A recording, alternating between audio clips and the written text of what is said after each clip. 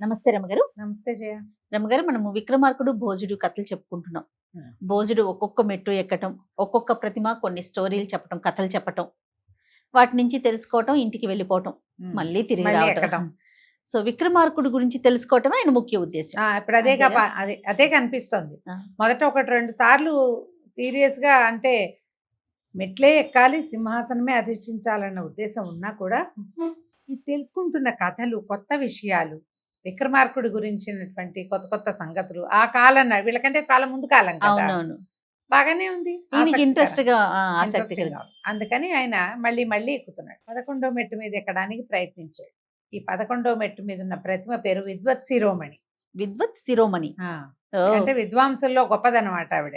ఆహా. పేరు ఎంత బాగా పెట్టారు. బాగుంది. ఆవిడ చెప్పింది ఇంకో కథ. ఏం చెప్పిందో చూద్దాం. విక్రమార్కుడు తన రాజ్యంలో 6 నెలలు ఉండేవాడు. 6 నెలలు దేశాటానికి వెళ్ళేవాడు కదా. రాజ్యానికి వచ్చిన 6 నెలలకి ఇంకొక నెలలో మళ్ళీ తను వెళ్తాడనగా ఒకనాటి సాయంకాలము మన భేతాళుడితోటి కబుర్లు చెప్తున్నాడు. ఎప్పుడు వెళ్ళని కొత్త ప్రాంతాలకి వెళ్ళాలి భేతాళ, ఎక్కడైనా వింతలు, విడ్డూరాలు, విశేషాలు ఉంటే చెప్పు అంటే అప్పుడు ఆయన ఇక్కడికి మనకి ఉత్తరంగా ఉన్నటువంటి వారణాపురం అనే ఒక దేశం, ఒక రాజ్యం అది. ఆ రాజ్యంలో జనాలంతా పగలు చచ్చిపడి ఉంటారు, రాత్రి జీవిస్తారు. పగలు ఎవ్వరు ప్రాణాలతో ఉండరు. మొత్తం నగరం అంతా కూడా నిర్జీవ శవాలతోటి నిండి ఉంటుంది. అది రాత్రిపూట మాత్రమే వాళ్ళందరూ లేచేస్తారు, నిద్ర లేచినట్టు. ఇది Okay. నిద్ర కాదు, శవమే. ఆ, ప్రాణాలు వదిలేసి రాత్రికి మళ్ళీ ప్రాణాలు చేరతాయి. బాగుంది. పగలల్లా వీళ్ళు శవాలే అన్నమాట. ఆ ఊరికి ఎవరైనా వస్తే వాళ్ళు మెలకుగా ఉంటారు, కానీ ఆ ఊరి ప్రజలు మాత్రం చచ్చిపడి ఉంటారు. అందువల్ల ఏమవుతుంది, ఆ ఊళ్ళకి ఆడపిల్లల్ని ఇవ్వరు. ఆ ఊరు ఆడపిల్లల్ని చేసుకుంటారు బయటికి, పిల్లల్ని ఇక్కడికి ఇవ్వరు. మరి ఇక్కడ ఇదైపోతే వాళ్ళ అమ్మాయి కూడా చచ్చిపోతుంది కదా. అందుకని ఇలాంటి ఒక పరిస్థితి ఉంది.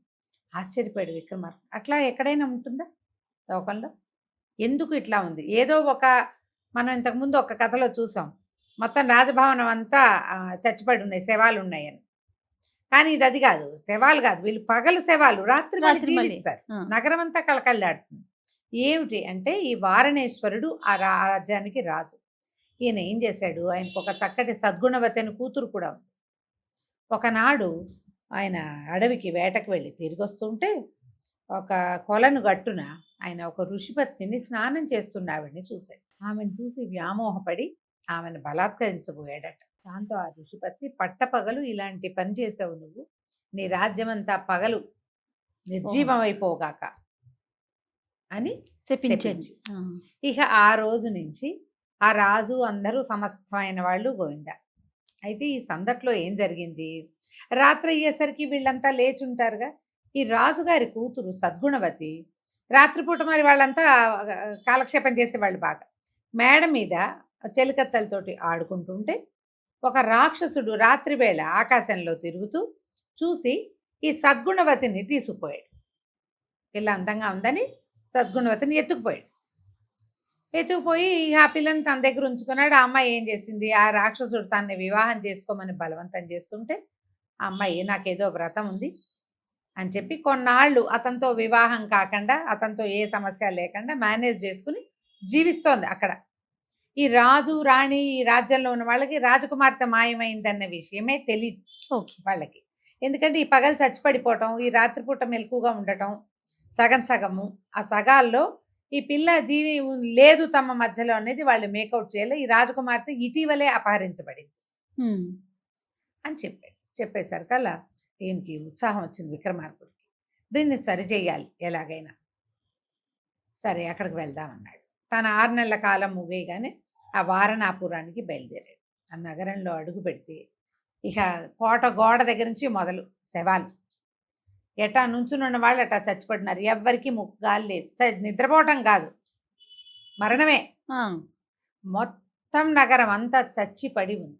నగరంలో ఏనుగులు, గుర్రాలు, కుక్కలు, పిల్లులు, ఎలకలు, పందికొక్కులు, మనుషులే కాదు, రాజ్యం అంతా సమస్తమైన వాళ్ళు, కోళ్ళు, కుక్కలు కూడా మరణించే ఉన్నాయి.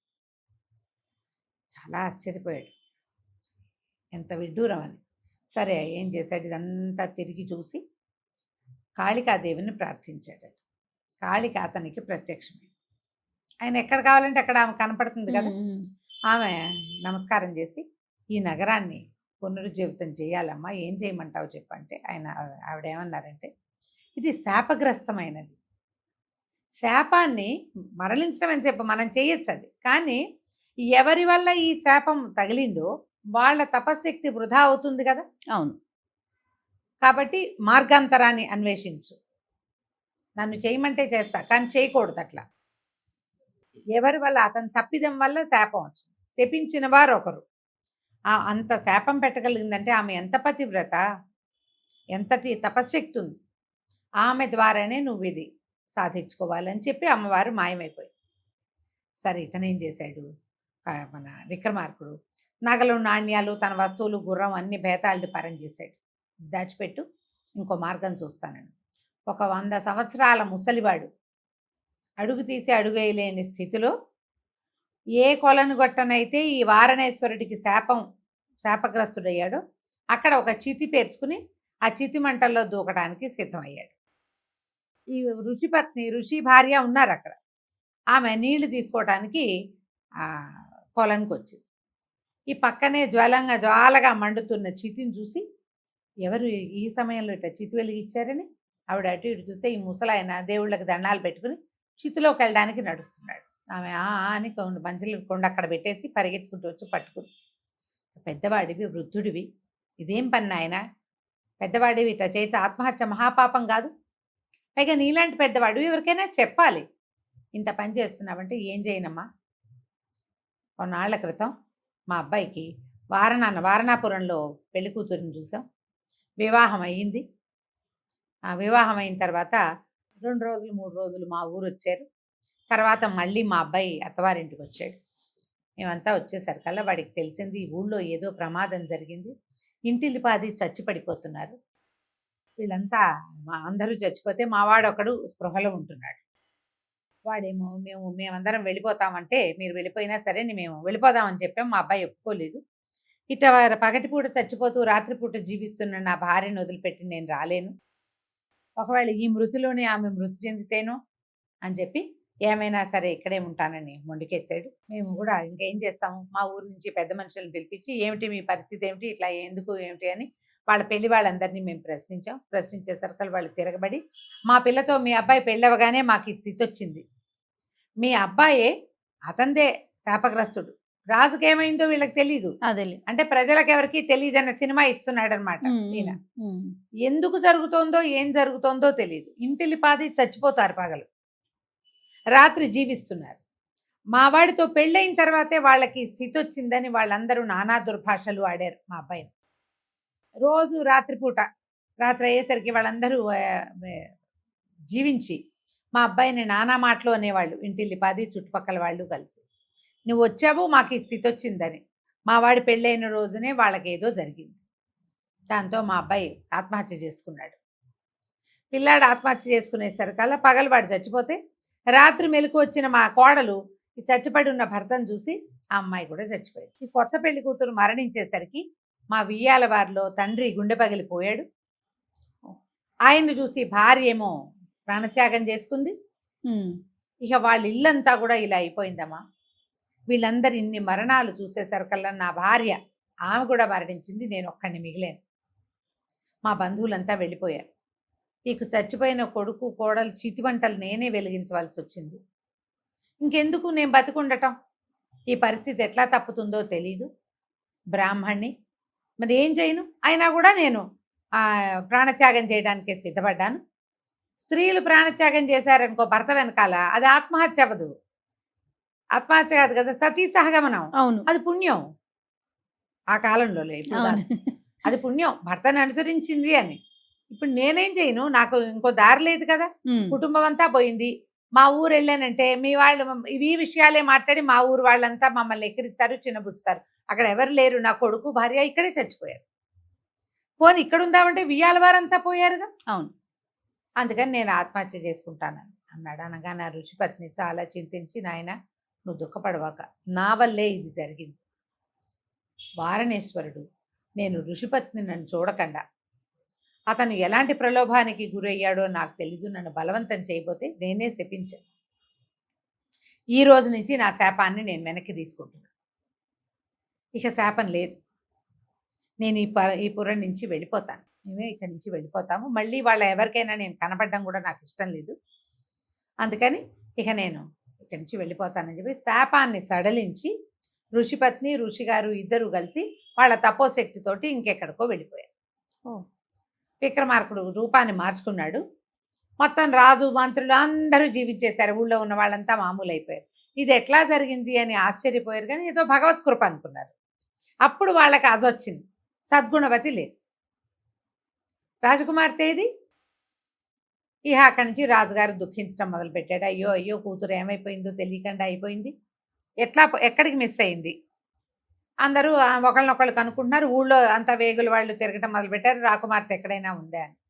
విక్రమార్కుడు ఏమనిపించింది అంటే వీళ్ళ నగరాన్ని సరిచేసాం మనం, ఆ సద్గుణవతిని కూడా తీసుకొస్తే బాగుంటుంది. బేతాళుని అడిగాడు, ఎక్కడ సద్గుణవతి ఉందో చూడు. అప్పుడు ఇతనికి ఈ ఊరికి ఉత్తరంలో ఒక పెద్ద అడవి, దాని తర్వాత బోల్డని గుహలు ఉన్నాయి. ఆ గుహల్లో ఉంటాడు ఆ రాక్షసుడు. ఈ పిల్లని అక్కడ పెట్టాడు. సరే ఏం చేశాడు బేతాళుడు, ఈ రాజుగారిని తీసుకెళ్ళి ఆ గుహ దగ్గర వదిలిపెట్టాడు. గుహలోకి పగటిపూట రాక్షసుడు రాడు. అతను రాత్రిపూట సంచరించేవాడు. రాజకుమార్తె నగరంలో ఉండుంటే చచ్చిపడిపోయేదే. అవును. అమ్మాయి నగరంలో లేదు, బయట ఉందిగా. అమ్మాయి మెలకుగానే ఉంటుంది పగటిపూట. ఈ రాజుగారు వెళ్ళి ఆ సద్గుణవతికి కనిపిస్తే ఆమె ఆశ్చర్యపోయి, ఎవరండి మీరు? ఇక్కడ రాక్షసుడు ఉన్నాడు, చంపేస్తాడండి. నన్ను కేవలం వివాహ ఇచ్ఛతోటి అటుపెట్టాడు, కానీ ఆ పూట నన్ను రక్షించడానికి చూసిన మా చెలికత్తెలందరినీ విరిచి పొట్టను పెట్టుకున్నాడు వాడు అని అనేసరికి విక్రమార్కుడు అన్నాడు, నువ్వేం భయపడకు, మీ ఊర్లో ఉన్న పరిస్థితి కూడా మారిపోయింది. వాళ్ళందరూ మామూలుగానే పగటిపూట జీవించే ఉంటున్నారు. ఋషి శాపం సడలిపోయింది, నీకు భయం లేదు. నిన్ను ఇక్కడి నుంచి నేను తప్పిస్తాను. అంటే ఎట్లా తప్పిస్తారండి? ఆ రాక్షసుడు ఎప్పుడో మాటల్లో చెప్పాడు, తనను ఎవ్వరూ చంపలేరుట అనగానే విక్రమార్కుడు అన్నాడు, బహుశా ఈ రాక్షసులందరికీ ఒక పద్ధతి ఉంటుంది. వీళ్ళు తమ ప్రాణాలను ఎక్కడో దాచిపెట్టుకుంటారు. ఎక్కడ దాచిపెట్టాడో కనుక్కో, దాని సంగతి నేను చూస్తా. నాకు వేరే సహాయం, బేతాళుడు ఉన్నాడని చెప్పరు కదా ఎవరికి అనేసరికి సరే సద్గుణవతి ఒప్పుకుంది. రాజుగారు వెళ్ళిపోయి ఈ నగరానికి వైపు దగ్గర బేతాళుడితో పాటు ఇక్కడి నుంచి మాయమే అక్కడ ప్రత్యక్షం అయ్యే అవకాశం ఉంది. అక్కడ ఒక కాళికాలయం ఉంటే కాళికాలయంలో విశ్రాంతి తీసుకున్నాడు రాజు. సద్గుణవతి ఏం చేసింది, ఈ రాక్షసుడు వచ్చేసరికి చాలా దిగులుగా మొహం పెట్టుకుని కూర్చుంటే రాక్షసుడు అడిగాడు, రోజు నేను వచ్చేసరికి ఉత్సాహం, మరి ఎవరు లేరు, ఒంటరిగా ఉంటుంది, ఎవడో ఒకడు మనిషో రాక్షసుడో, సాయంత్రం ఈ అమ్మాయి కాస్త మాట్లాడడానికి ఇంకోడు ఉన్నాడని ఉత్సాహంగా ఉండేది. ఇంత అనాసక్తిగా ఉన్నావు, డల్గా ఉన్నావు, ఎందుకు ఏమిటి అని అడిగేసరికల్లా ఈ సద్గుణవతి ఏం చెప్పిందంటే, ఏమిటో పడుకుంటే చాలా పీడకలు వచ్చింది, పొద్దున్నే పడుకున్నాను అంటే పగటి కళలు నిజం కావన్నాడు రాక్షసుడు. పగటి కళ, మరి ఇప్పుడు నాకు రాత్రి నిద్ర లేదు, తెల్లవారులు నువ్వు ఉంటావు, నేను నిద్రపోను, నా నిద్ర సమయం పగలే, నాకు ఒక కళ వచ్చింది, నిన్నెవరో చంపేశారట, నాకు ఎంత భయం వేసిందో, ఎవరో బాణం వేసినట్టు, బల్లెం వేసినట్టు, ఏదో విసిరినట్టు నీ మీదకి అలా అనిపించింది, నువ్వు ఇట్లా పడిపోయావుట, నేను నీ వెనకాలన్నాను, నువ్వు నా మీద పడిపోతే నువ్వేమో బాణం దెబ్బతో పోయావు, నేనేమో నీ బరువుతో చచ్చిపోయాను, నాకు అట్లా కళ వచ్చింది, మొన్న కూడా ఒకరోజు వస్తే పీడకలలే అని నేనే నాకు 10 సార్లు చెప్పుకొని పోగొట్టుకున్నాను, మళ్ళీ కళ వచ్చింది, సేమ్ అదే కళ అనేసరికి రాక్షసుడు పక్కపక్కనవాడు, ఓ పిచ్చిమొహం, బాణాలు బల్లెలు బరిసెలు ఏవి పెట్టి కొట్టినా నేను చావను. ఇక్కడికి 100 ఆడమాటల దూరంలో ఒక కొండబిల్లంలో పెద్ద వినాయకుడు ఉన్నాడు. వినాయకుడు రక్షిస్తాడు ఆ ప్రాంతాన్ని. ఆ గణపతి ప్రతిమని జరపడం హరిహరాదుల వల్ల కాదు, ఆ ప్రతిమని జరిపితే ఆ వెనకాల ఒక బిలం వస్తుంది. ఆ బిలంలో చాలా పెద్ద ముస్సలదైన పెద్ద తాబేలుంది. ఆ తాబేలు శరీరంలో ఒక పురుగుంది. తాబేలు అంటే ఎంత శరీరం, అది ఎక్కడుందో తెలియదు, లోపల ఒక పురుగుంది. ఆ పురుగు తలలో నా ప్రాణం ఉంది. ఆ 100 ఆమడల దూరం వెళ్ళేవాడేవాడు, ఆ కోనలోకి వెళ్ళేవాడేవాడు, గణపతిని కదిపేవాడేవాడు, ఆ కూర్మం లోపల ఉన్న పురుగుని పట్టగలిగేవాడేవాడు. అదే కదా, అవేం జరగవు, నువ్వు భయపడద్దు, నీకు పీడకలు కాదు, ఒంటరిగా ఉండేసరికి నీకు ఇట్లాంటివి వస్తున్నాయి, పట్టు నువ్వు ఇవి తినని ఏవో తీయని పదార్థాలు సృష్టించి తినిపించాడు. ఆ పూట కాలక్షేపం చేసి మర్నాడు రాజుగారు రాగానే విక్రమార్కుడు వచ్చేసరికి ఈ లిస్ట్ అంతా చెప్పింది సద్గుణవతి. ఇది అసాధ్యంలాగా కనపడుతోంది ప్రభు, మీ వల్ల కాదేమో అంటే, ఏం కాదు నేను చేస్తానన్నాడు ఆయన. ఆయన ఒక్కడే అయితే అక్కడికి వెళ్ళలేడు. ఆయన సాధించుకున్న భేతాళుడు ఆయనతోటే ఉంటాడు ఎప్పుడు. అవును. భేతాళుడు ఈ క్రియ చేయడు, ఇవన్నీ మానవులు చేయవలసిన క్రియలు. భేతాళుడు ఏం చేస్తాడు, ఈయన తీసుకుపోయి అక్కడ దింపుతాడు. భేతాళుడు సహాయంతో అక్కడికి వెళ్ళాడు. ఆ వినాయకుడి విగ్రహము ఎన్నో వందల టన్నుల బరువున్న విగ్రహం అట. విక్రమార్కుడు కాళికాదేవిని తలుచుకుని ఇంచి ఇంచి ఇంచి చొప్పున విగ్రహాన్ని జరిపాడు పక్కకి. మధ్యాహ్నం దాకా పట్టిందట. భేతాళ శక్తి అక్కడ వినాయకుడిని ముట్టుకోదు కదా. భేతాళుడు దైవాన్ని ముట్టుకునే అవకాశం లేదు అతనికి. జరిపి చూస్తే లోపల ఒక పెద్ద బిలం లాంటిది. ఆ బిలంలోకి నడిచి వెళ్తే పెద్ద కొలను, అతి పెద్ద తాబేలు. ఆ తాబేల్లో ఎక్కడ ఉంది ఈ పురుగు, ఎలా తెలుస్తుంది? ఎట్లా తెలుస్తుంది? ఈయన ఏం చేశాట, కాళికాదేవిని తలుచుకుని సూక్ష్మ రూపం ధరించి ఆ తాబేలుని చీల్చి శరీరంలోకి ప్రవేశించాడు. వెతికి ఆ పురుగుని పట్టుకున్నాడు. అదొక పేడ పురుగు. ఆ పేడ పురుగును ఒక చిన్న గుడ్డలో మూటగట్టి పట్టుకొచ్చేసాడు.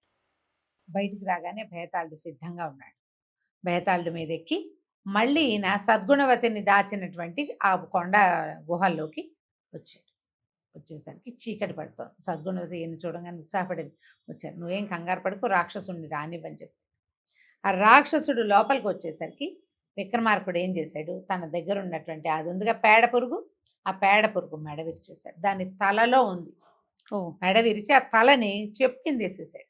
కిందేసి ఒక చెప్పు కాలుతోటి ఒకసారి గట్టిగా తొక్కేసరికి చచ్చిపోయింది. పేడ పురుగు ఎప్పుడైతే చనిపోయిందో వెంటనే ఈ రాక్షసుడు అని పెద్దగా కేకలు పెడుతూ కింద పడి మరణించాడు. మెడ దిగిపోయి మరణించాడు. సద్గుణవతి బయటకు వచ్చి రాక్షసుడు మరణించాడు, ఏం పర్వాలేదు, మనం వెళ్ళిపోదామని చెప్పి ఆ అమ్మాయిని తీసుకుని నగరానికి తీసుకొస్తున్నాడు.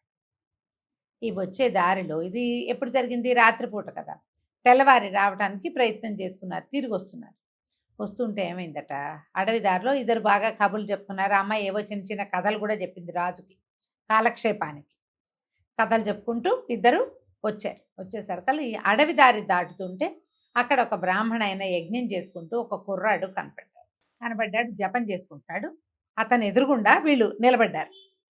ఆయన కళ్ళు తెచ్చి చూసేసరికల్లా అతను ఏమనుకున్నాడు, దేవతా స్త్రీ ఎవరో ప్రత్యక్షమైంది అనుకున్నాడు సద్గుణవతిని చూసి. ఆహా, నా నోవు ఫలించింది, నా కోసం దేవతా స్త్రీ వచ్చింది అన్నాడు. అనగానే విక్రమార్కుడు, ఈవిడ దేవతా స్త్రీ కాదండి, ఈ వారణాపురి రాజుగారి కుమార్తె, రాజకుమార్తె అనగానే ఆ బ్రాహ్మడు ఏం చెప్పాడంటే, కొంతకాలంగా నేను జపం చేస్తున్నాను, నాకు ఒక ఉత్తమ జాతి స్త్రీ భార్యగా కావాలని, మరి ఈమె కనపడితే నేను అదే అనుకున్నాను, చాలా ఆశపడ్డాను రాజా అని చెప్పాడు. చెప్పేసరికల్లా రాజు అన్నాడు, నిజానికి తను సాధించుకొచ్చాడు. ఆ అమ్మాయి విక్రమార్కుడిని వివాహం చేసుకోవడానికి సుముఖంగా ఉంటుంది. ఇంటికి తీసుకెళ్తే రాజుగారు కూడా మా అమ్మాయిని పెళ్లి చేసుకోండి అంటాడు. అటు ఇటుగా ఆమెను రక్షించినందుకు ఆమె విక్రమార్కుడి సొత్తు. ఈయన ఏం చెప్పాడంటే బ్రాహ్మణుడికి, ఈ పిల్ల సౌందర్యవతి, ఎవరు ఆ చేతికొచ్చిన స్త్రీని ఎవరు వదిలిపెడతారు, ఎక్కడో త్యాగబుద్ధి ఉన్నవాళ్ళు తప్ప. బ్రాహ్మణుడికి మాట ఇచ్చట, నువ్వు నాతో రా, రాజుకు చెప్పి ఈమెని నీకు కన్యాదానం చేయిస్తాను అని చెప్పి ఆ బ్రాహ్మణుని కూడా తీసుకొచ్చి సద్గుణవతిని రాజుగారికి అప్పచెప్పాడు. తను విక్రమార్కుడిని రివీల్ చేశాడు, చెప్పేసరికి వాళ్ళు చాలా సంతోషించారు. రాజుని, విక్రమార్కుడు చక్రవర్తి కదా, ఆయన చాలా గౌరవించారు. మంత్రులు వాళ్ళంతా విక్రమార్కుడు చక్రవర్తి గారు మన రాజుగారికి అల్లుడైపోతాడని సంతోషించారు. అయితే ఈ విక్రమార్కుడు ఆయనకి ఏం చెప్పాడంటే, నాతో ఒక బ్రాహ్మణ ఆయన్ని తీసుకొచ్చాను, మీ అమ్మాయి నిజానికి ఈ రాక్షసుడి దగ్గర కొంతకాలం ఉంది, మీ రాజుల్లో మీరు ఎవరికైనా వివాహం చేయాలంటే ఆ మీద ప్రశ్న వస్తుంది, ఏ ప్రశ్నలు లేకుండా వివాహం చేసుకునే పెళ్లి కుమారుడు కావాలి మీకు. నేను ఈమెను రక్షించాను కానీ వివాహం చేసుకునే ఉద్దేశం నాకు లేదు. ఈమెను ఆశించి ఉన్న బ్రాహ్మణుడు ఒక అతను యువకుడు నాకు కనపడ్డాడు, అతనికిచ్చి వివాహం చేయండి అని చెప్తే రాజు కూడా ఒప్పుకున్నాడు. ఎందుకంటే ఈ పిల్ల కొంతకాలంగా ఊళ్ళో లేదు, అవును, అవన్నీ వస్తాయి కదా, దానికి సిద్ధపడి ఉన్నవాడైతే మంచిది మనకి. రాజు అట్లాని సలహా చెప్పి ఆ బ్రాహ్మణ యువకుడికి ఇచ్చి ఈ సద్గుణవతికి వివాహం చేయించాడు. వాళ్ళ వివాహం అయిపోయాక కొద్ది రోజులు వాళ్ళతోటి గడిపి దేశాటనకి వెళ్ళిపోయాడు విక్రమార్కుడు. ఈ 11వ మెట్టు మీద ఉన్న ప్రతిమ అడిగింది, తను సాధించిన స్త్రీని ఎవరికైనా వదిలిపెట్టే పద్ధతి ఎవరి దగ్గరైనా కనపడుతుందా లోకంలో? ఆమె మీద అతనికి హక్కు ఏర్పడ్డాడు. ఆ కాలంలో మరీ ఉండేది. కానీ ఈయన బ్రాహ్మడు అడగగానే ఇచ్చేయటానికి సిద్ధపడ్డాడు. ఇది మొదటిసారి కాదు, ఇప్పటికి చాలా సార్లు చేశాడు. అవునవును. ఈయనకి సాహసము ఉంది, సహాయం చేయాలన్న తలంపు ఉంది, పనిమాల వెళ్ళి వెతుక్కుని వాళ్ళకి సహాయం చేశాడు.